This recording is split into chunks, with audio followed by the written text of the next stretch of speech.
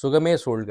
செவ்வாய்க்கிழமை பிறந்தவர்கள் இல்ல 9ஆம் தேதி பிறந்தவர்கள், விருச்சிக ராசி, விருச்சிக லக்னம், மேஷ ராசி, மேஷ லக்னத்துல பிறந்தவங்க, அதே போல செவ்வாயோடைய நட்சத்திரங்கள்ல பிறந்தவங்க, மிருகசீரிடம், சித்திரை, அவிட்டம் இந்த நட்சத்திரத்துல பிறந்தவங்க, இவங்க எல்லாருக்குமே இயல்புல ரொம்ப வேகமான மனிதர்களா இருப்பாங்க. ஒரு விஷயத்தை எடுத்து அவங்க முடிச்சே ஆகணும். ஒரு வண்டியில ஏறி உட்காடுறாங்க அப்படின்னா உடனே அந்த வண்டி கிளம்பி ஆகணும்னு ரொம்ப பதட்டமா இருப்பாங்க. ஒரு வெளில கிளம்பணும் அப்படின்னா உடனே கிளம்பி நிற்பாங்க. இவங்க கிட்ட என்ன ஒரு பிரச்சனைனா, இவங்க இருக்க அதே வேகத்தை மற்றவர்களும் எதிர்பார்ப்பாங்க.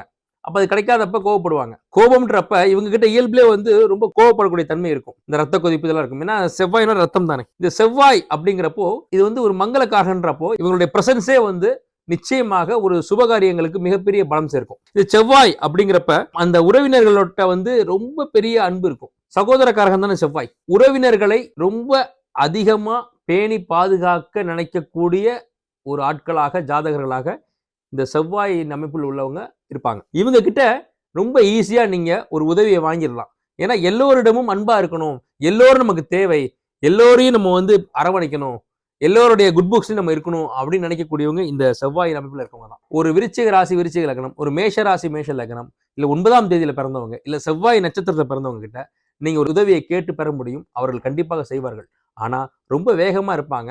அவங்க கிட்ட கொஞ்சம் விவேகம் கம்மியா இருக்கும். ஏன்னா எல்லாமே உடனே செய்யணும், உடனே நம்ம எதிர்பார்க்கணும் அப்படின்னு நினைப்பாங்க. ஒரு விஷயத்தை தொடங்கின உடனே அது ரிசல்ட் கிடைக்கணும்னு எதிர்பார்ப்பாங்க.